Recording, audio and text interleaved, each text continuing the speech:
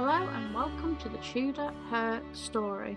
Today we are talking to James Peacock, or you may know him best as the Anne Boleyn Society. Today we are talking about Anne Boleyn and her time as Queen of England. Let's delve into the episode. Hello James, how are you? I'm very well, thanks, Jess. How are you? I'm fine, thank you. So today we're talking about Anne Boleyn as the Queen of England. And obviously, you are the expert when it comes to Anne Boleyn. That's very kind of you to say. I don't know about that, but thank you very much. But I thought we'd quickly ask a little bit about you. And I was wondering, what drew you to Tudor history? Oh, that's a really good question. I remember getting really interested in the Tudors and Anne Boleyn as a child, and I can't actually remember, frustratingly, what it was that started it all. But I do remember as a young child, I was absolutely obsessed with the Tudors, with Anne Boleyn, with the Queens, and I loved watching Anne of a Thousand Days, Elizabeth R. So Anne of a Thousand Days, a film with Geneviève Bujold and Richard Burton. Elizabeth R obviously has the fantastic late Glenda Jackson playing Elizabeth, and that's kind of really what helps kind of encourage, as it were, that interest. And yeah, so that's really kind of what kind of I guess encouraged it rather than started, because obviously it was already there beforehand. But yeah, it's kind of been there ever since, really. Yeah. I mean, that's great. I mean, I love Anne of a Thousand Days and Elizabeth Mhm. R. I think they are the classics. Mm. I know they've got inaccuracies, but the costuming and the scenery and the setting, I think is so Tudor. It's just, Yeah. that's perfect to me. Yeah, absolutely. I mean, Elizabeth R with the costumes, it's like Elizabeth stepping out of the paintings, really. They've done it so well, and yeah, very much so. Yeah. Would you say that watching all these programs is what drew you specifically to Anne Boleyn, or was there something else that made you think I really like Anne Boleyn? I would say it definitely helped spear that interest more, kind of encourage it. And I would definitely say whenever I read like about her in any of the history books, there was something about Anne Boleyn that just drew me to her. Her story was such a captivating one, beheaded on these outlandish charges, but also there was just something about her in general that was just so intriguing that I just wanted to learn more, really. Would you say that's why you started the Queen Anne Boleyn Society because of that interest? Yeah, definitely, definitely. I'd say that started it. I think I realised that there was quite an interest in Anne Boleyn, in general. So yeah, starting up a society kind of felt like it was like she needed one, really. Yeah, so about it'll be 10 years in about a couple of months now that I started it up. But yeah, so about that, yeah. I mean, it's an absolutely wonderful page. I love it on Instagram and Facebook, so I can't recommend it enough to people. Oh, thank you. That's really kind. Thank you. No, no problem. I love it. I think your content is amazing. So Mhm. I can't recommend it enough. So on to the main lady herself. Obviously, Anne Boleyn, well, we think she was born in 1501, but we're focusing on her as the Queen of England, which, in my opinion, is quite overlooked. I think it's either the Mhm. courtship or her downfall. It's Mhm. not the in-between Yeah, period. yeah. Would Was there anything you'd say Anne had to learn when she knew that she'd become the Queen of England? Yeah, I think there's quite a lot she'd have had to learn, like particularly her duties as queen. She will have obviously had an interesting, unique experience of this, being both at the courts of like Margaret of Austria and then the court of France, and seeing how a lot of those ladies, Margaret of Austria was obviously a regent, so she's pretty much queen, not quite queen in her own right, but she kind of almost is. And obviously, then she's seeing Queen Claude, but she's also seeing people like Louise of Savoy in France. Um, you know, ruling as regent for her son Francois, Marguerite of Angoulême as well. She's seeing how they're conducting themselves. So there's a lot of, and obviously, again, Catherine of Aragon too. She would have learned something from her too as well. So there's this, a lot of it will be stuff like her duties as queen that she would have had to have learned, and the role that she was kind of expected to play.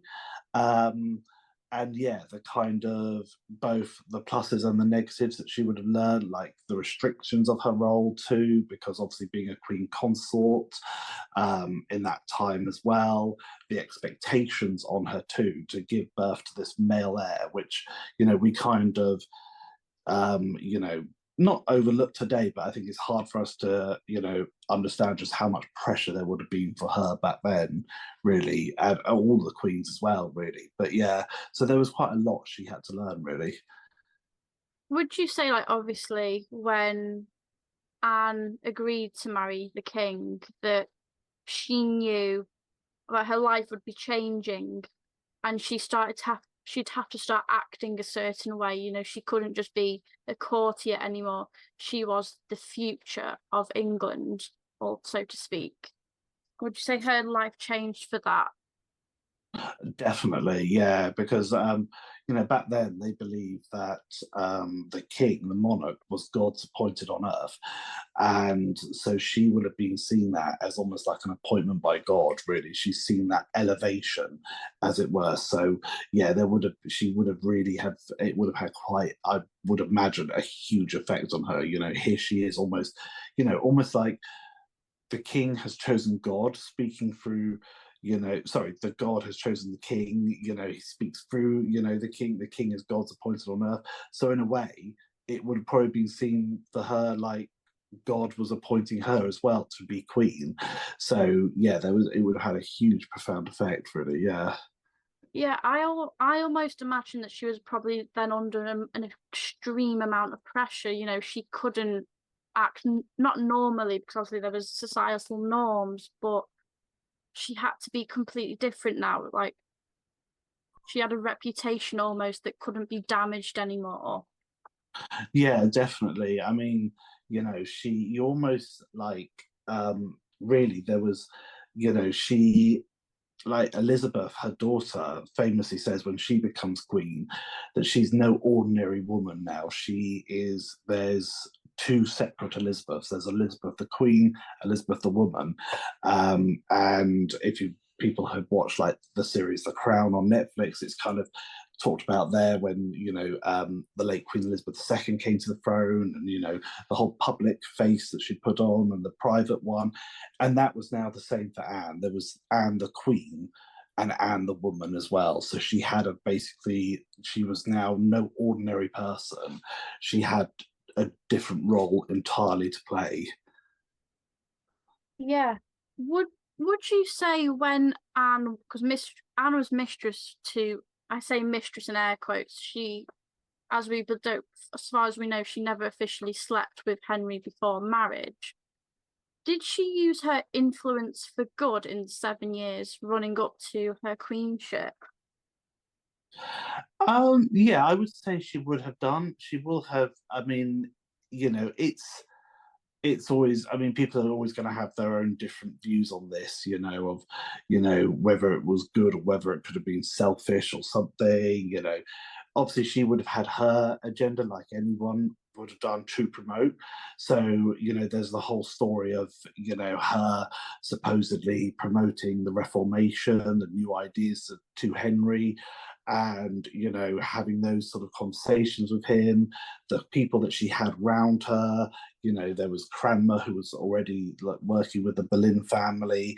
So there was that kind of, she had her own sort of influence at that time as well that she was building upon, that when she would become queen she would exercise more. So I would say, yeah, there was definitely a lot of that kind of influence, and you see the early starts of that with the whole her interest in the Reformation, the people that she's surrounding herself with. It's very much starting in those, even in the early days, that whole the great matter, as it were. Yeah, when it all starts really beginning. Yeah. So when we're going to move to 1533, when in January, oh, I want to say the 25th of January. Is Mhm, it the mhm. 25th? It's the 25th. Yes, I Yeah. remembered. Well She remembered. marries Henry VIII. She marries Henry VIII, and on the 1st of June, she is coronated Queen of England. When was her actual official debut as queen? Because I believe it's before the coronation. That's right. Yeah, it's in about April time as well. When so there's the date where Henry informs his council that he has married Anne, probably one of the worst kept secrets of that by that point. And the next day after that, she makes her debut as queen at service at court, decked out in jewels, as it were. So yeah, that's pretty much her first kind of debut as queen, as it were. Yeah. Do we know of the court's reaction to her public debut? Were there any feathers ruffled at all? Oh, there were definitely feathers ruffled. I mean, you have to read, Chapuis's dispatch, and yeah, he says, people didn't know whether to laugh or cry.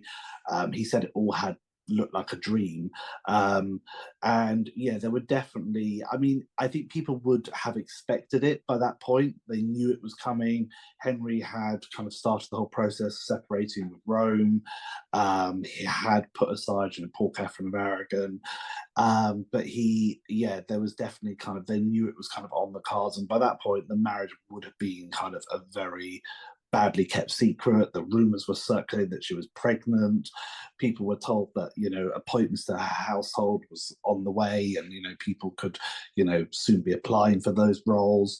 Coronation talk was started. So I think people were very much expecting it. It was like one of those long overdue things where, once it happens, they're like, well, we knew this was coming.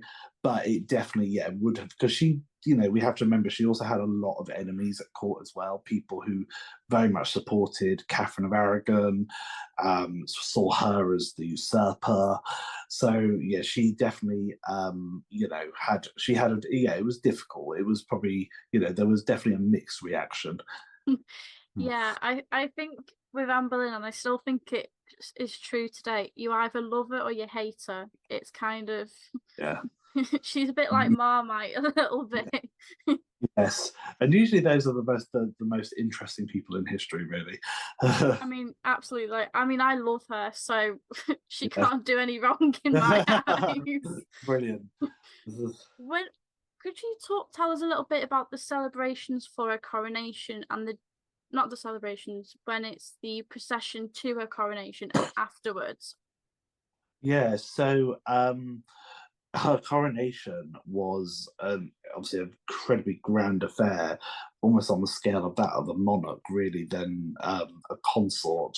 And all starts off with, first of all, you have this amazing river water pageant with loads of different boats. There's supposed to be with loads of mechanical things going on, and it's incredibly decorative.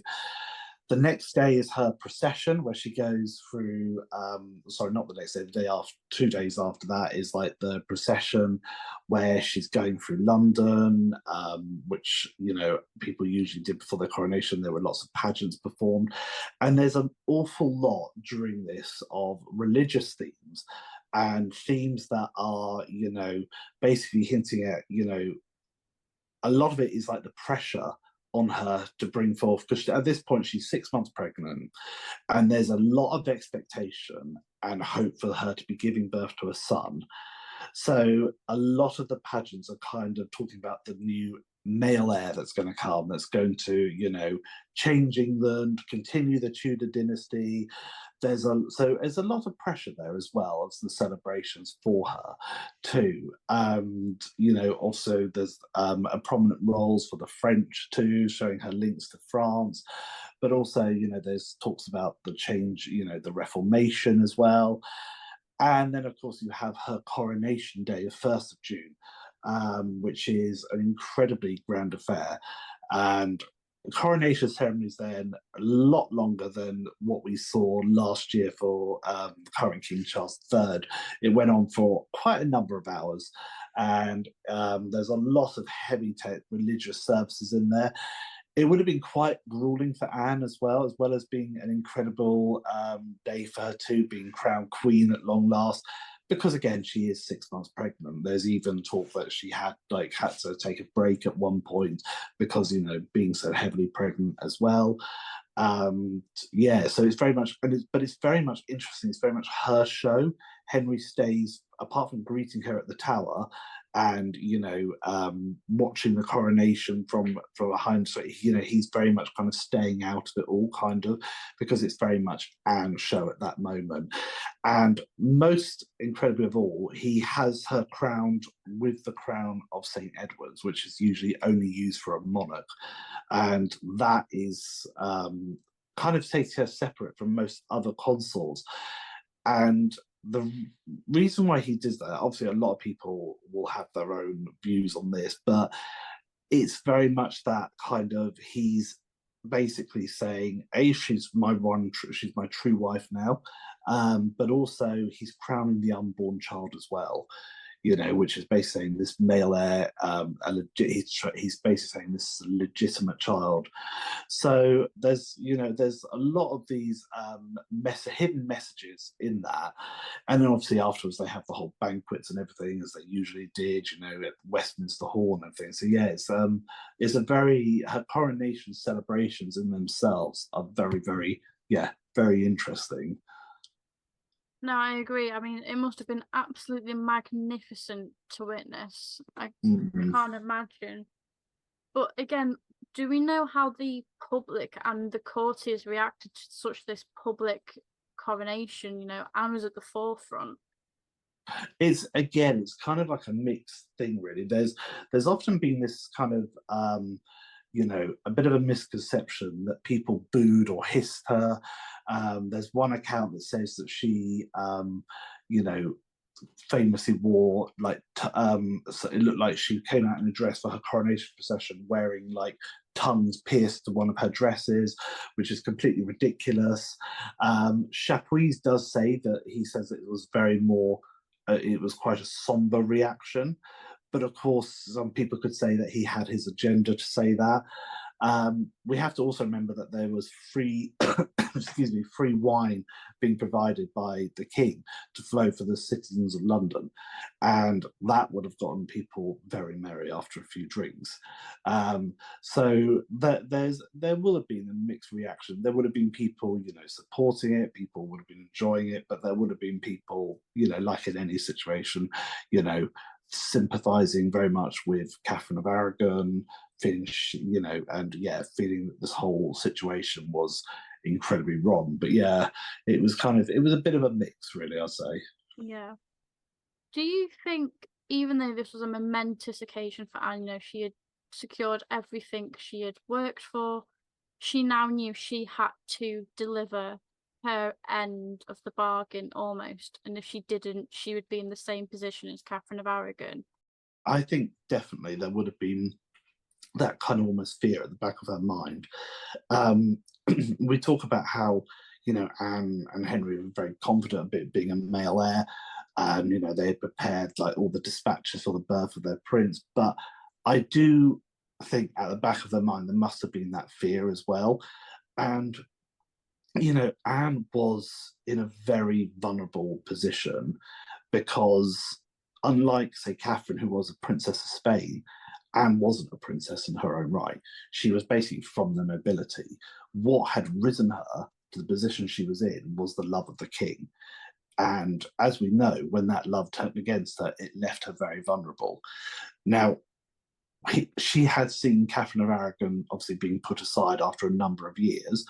She would have convinced herself, if she hadn't believed it already, that it was the right thing for her then to be queen. But I don't feel she would ever have expected it, what eventually happened to have happened. No one could have foreseen that. It's very easy with the benefit of hindsight, for us all to look back and think, well, of course he would have done that. He did this. And then, we know how it ended just a few years later. They would never have foreseen that then.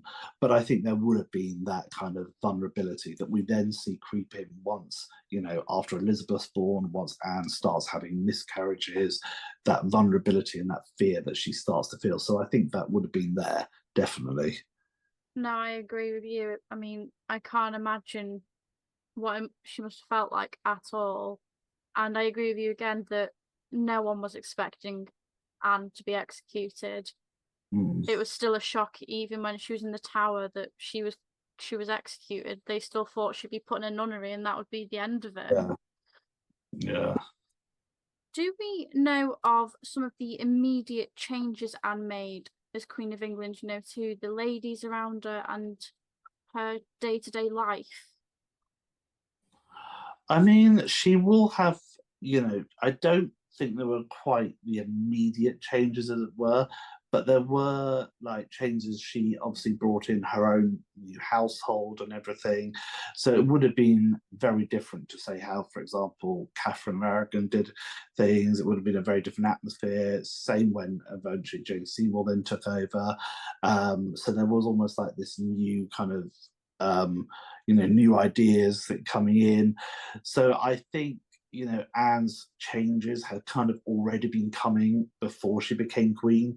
She had been around for quite a while. Henry had kind of almost treated her as an unofficial, uncrowned queen before she was queen. So I think that any changes that happened when Anne was queen were things that had already been in place in her household for quite some time. People would have expected, really. Would would do we know if Anne tried to make her ladies act a certain way? For example, I think it's believed Jane Seymour banned her ladies from wearing the French hood. I don't know if that's been myth busted Mm-hmm. recently, but did Anne try to make changes to, like, set an example to her ladies? You've got to behave like this. Yeah, there was definitely we know that she had them all, swear upon the Bible. One of her her chaplains wrote the Treaty, the Chronicle of Anne Boleyn, and he basically talks about how Anne instructed her ladies to behave a certain way, would have written swear upon the Bible, would have them acting in charitable causes, and he provides a kind of first-hand witness account to that. So we do know that she was definitely, making her ladies, behave in certain ways, reading obviously the Bible, the new Bibles that she had put in there as well. And yeah, we definitely know from his accounts that she was instructing her ladies quite a bit and, quite involved actually in religion. And that's something that's often been kind of overlooked really a lot, is Anne's role in religion. We tend to focus on, say, Catherine of Aragon being very religious, very pious, but we don't really focus on the fact that Anne was also a very religious woman too. And it's only really in recent years that people have actually really started to look at that. No, I agree. It's quite overlooked that how pious Anne was. Mm. You only have to see her books of hours to realise she was quite a pious woman. Would you say Anne was a charitable queen more so than the other wives of Henry?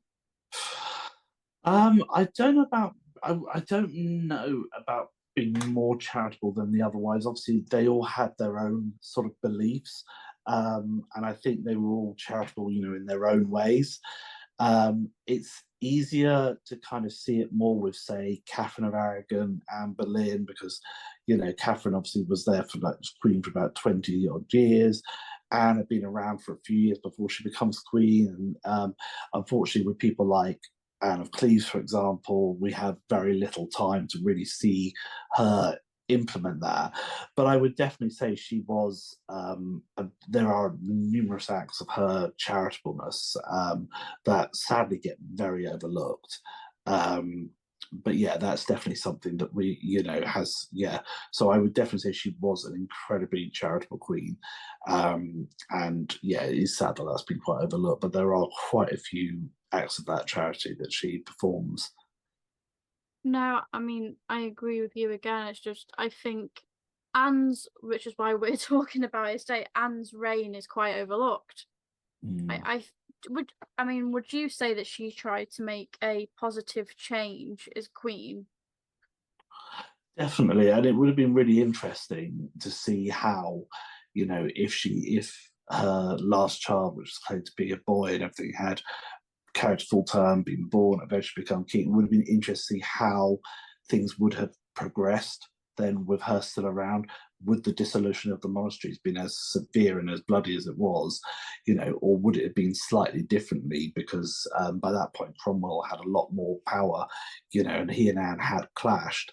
We know that she wanted, the money from the dissolved monastery to be used for charitable purposes, to educate the underprivileged, and so things like that. She wanted, things to be used for good, and so I think there was definitely, yeah, she definitely did try to use that. At, she did try to use her role for good as well. No, I agree. Would you, do we know what Anne was a patron of as queen? Yeah, so she was definitely, we know she was definitely a patron. She loved music and the arts, and, she had a vast library that she kept. She loved illuminated manuscripts. She was said to be a great musician in her own right, performing like the lute, singing very well. Even accounts from people like George Cavendish, who doesn't particularly like Anne because, he blames her for the downfall of his master, Cardinal Wolsey. One thing he will say is that Anne was a brilliant, musician, had a brilliant singing voice. So she definitely was, a huge patron of arts and things. She definitely, supported, you know, people who had seeked out religious, seeked out, um, been in exile from their countries. We know, for example, the French reformist Nicholas Bourbon, who she patroned and appointed as nephew to her, sorry, as tutor to her nephew Henry. So there was definitely a lot of people that she did patron, and stuff as well. And yeah, there's definitely quite a lot of evidence of that. Would you say one of the qualities Anne had was that she was a builder? Obviously we could talk about it in more detail, but at Hampton Court, she was having the Queen's rooms. I think it was newly made or Mm. reconstructed. Yeah, definitely. So we know from so many of the records that Anne and Henry basically designed the new palace of Hampton Court together. We know that they worked on that very closely. They came by quite often to see the work progressing. Sadly, nowadays there's been a lot of changes at the palace. Well, I say sadly, obviously you could argue times do change, obviously, but the Great Hall, for example, that still survives is basically what I always say is the stamp of Anne's queenship, and so yeah, there's definitely a lot of influence, and sadly, also another place as well was Whitehall Palace, which is now pretty much all gone. Well, it is all gone. Um, and that was another place where she was very much involved in the building work there, the design of it all. So yeah, she was definitely a great builder for the palaces. In fact, I believe, Professor Simon Thurley has basically said that she's almost kind of given her the credit of having speared on Henry's interest with, building as well, because it's from his time with Anne onwards that he starts becoming the builder of palaces that we know him as. She would have obviously been, in Mechlin, and obviously in France, you would have seen all these great buildings, chateaus, and all that. And there's a slight similarity if you think of some of the way like Hampton Court would be built. So say if you look at like the red bricks of say Palace of Mechlin and stuff, there's a lot of similarities there. So definitely kind of had her interest there. And that's something that again I think has been very overlooked is Anne's involvement in, the building of the palaces and stuff. Yeah. No, I agree. I mean, I went to Hampton Court again last year and I got to see the falcon that was Oh, rediscovered. brilliant. Yeah. Would they have been all over the Great Hall, do you think? Yeah, definitely in the Great Hall. There are still some up actually in the ceiling now, still. But there's also within her private rooms as well, stuff. Yeah, so and on the screens around the minstrels gallery too. So there definitely would have been an awful lot of that. In your opinion, do you believe Anne was a good queen in the time she had? Yes, I do. I do think she was a good queen, and I think that it would have um, been interesting to see her work continue. Really, um, but yeah, no, definitely, I think her legacy is quite a good is a good one, and I may be biased, obviously, but yeah, no, I do think so. No, I agree. I mean, I think she tried to make a lot of positive changes, especially in education and for the poor.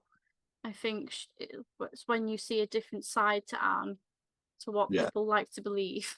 yeah, yeah. What legacy do you believe Anne left behind for her daughter Elizabeth? Oh, I think, excuse me. I think there's quite a lot of legacies. Unfortunately, it's the good and the bad. You know that unfortunately, because of her downfall, I think Elizabeth had to play a very careful role. You know, even though and there's the brilliant book by Professor Tracy Borman, you know, Anne Boleyn Elizabeth I, mother and daughter changed history, who really goes into great detail on this. And I'd encourage any listener who hasn't read it to read it. She talks a lot about the legacies that Anne left for Elizabeth, both good and bad. But through her, you know, through her work with a lot of her chaplains as well, we know the story that she asked one of her chaplains to, you know, to look after Elizabeth, basically look out for it if anything should happen to her. Matthew Parker, and he goes on to become Elizabeth's first Archbishop of Canterbury. So he's obviously looked after Elizabeth's spiritual welfare. So that's a huge impact in history that, you know, a huge legacy there to leave behind. He worked very closely with Anne. He found working with Elizabeth quite challenging and said that, you know, he would not have taken up the role of Archbishop had he not felt so honour bound to Anne. So there's clearly a great connection that he's felt to Anne, and then he's obviously becoming this Archbishop of Canterbury, one of the most highest positions in the land. So that's a huge legacy to leave behind. There's also, you know, the works that she had by Marguerite of Angoulême, which Elizabeth then goes and translates for her final stepmother, Catherine Parr. So there's obviously, you know, a bit of a literacy legacy too. Music as well, if you take, for example, that Elizabeth was set to own a set of virginals that, you know, had her mother's falcon on it as well. So there's definitely some hidden legacies there that, you know, which it's maybe hard to sort of connect to and kind of pinpoint where it began, but there's definitely a lot of, yeah, different connections and stuff there from mother to daughter, really. No, I agree. A fantastic book as well that you've just recommended. I love that book so much. Yeah. So I want to ask you one final question about Anne. What do you believe we should remember about her? Oh, that's a really good question. What can we remember about Anne? Oh, I can't. I don't know if I can. One, I don't know. I would say definitely. I would say her religious aspects. I think that as we've been talking about that in this podcast, I think that's something that we need to remember more. Really, is just how religious she was, how serious she took it, how much she believed in the Reformation.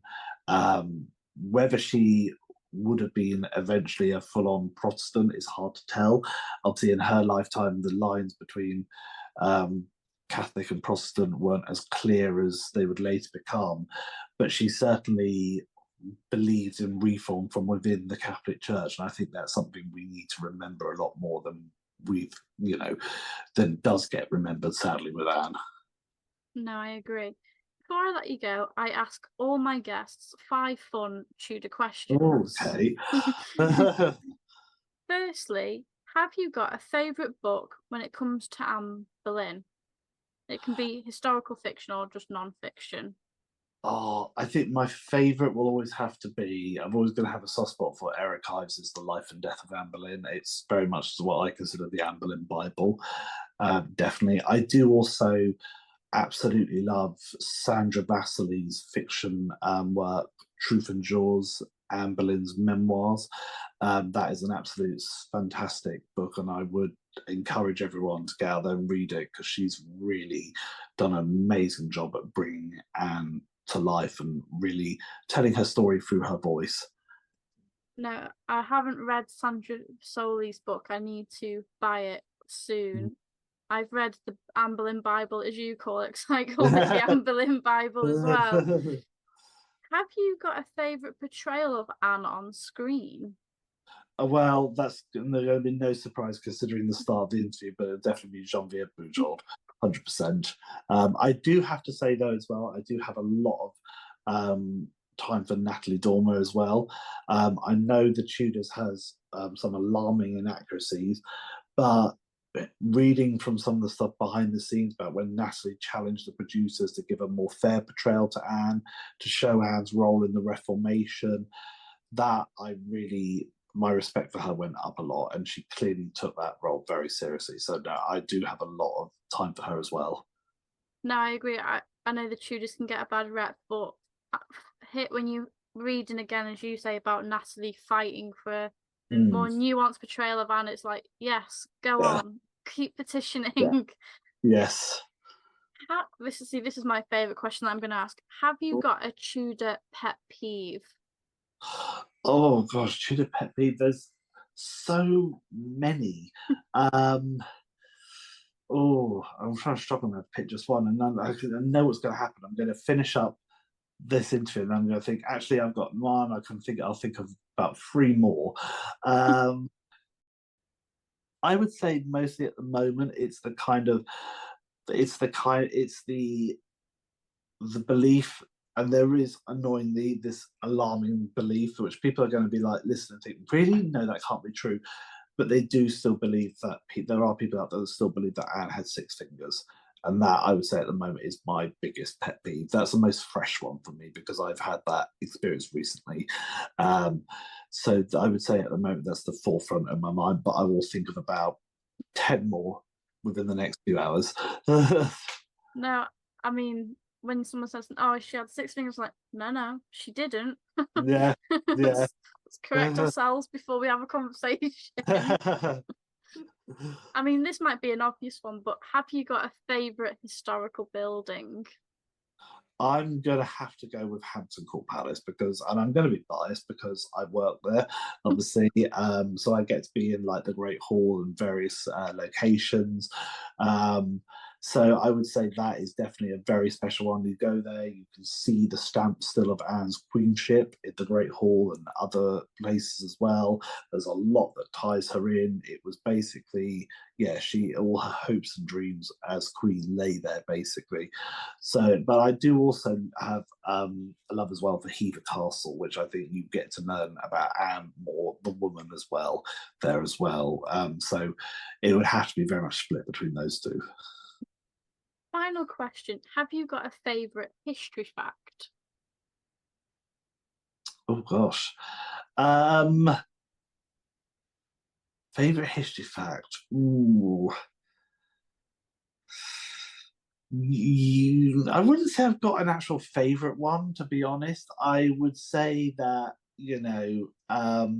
there's a few of them that I have, but I would say they mostly, I think, to be honest, we've kind of discussed most of them, to be honest, about in regards to Anne Boleyn, because they tend to be some of my favorites. So I'd have to say that they would be, yeah, the ones that we've kind of discussed about her religious aspects, which we kind of have already gone into a bit really, so I can't really say that and just kind of which is a bit yeah. But other than that, really, I can't really think of others that I can think of at the moment.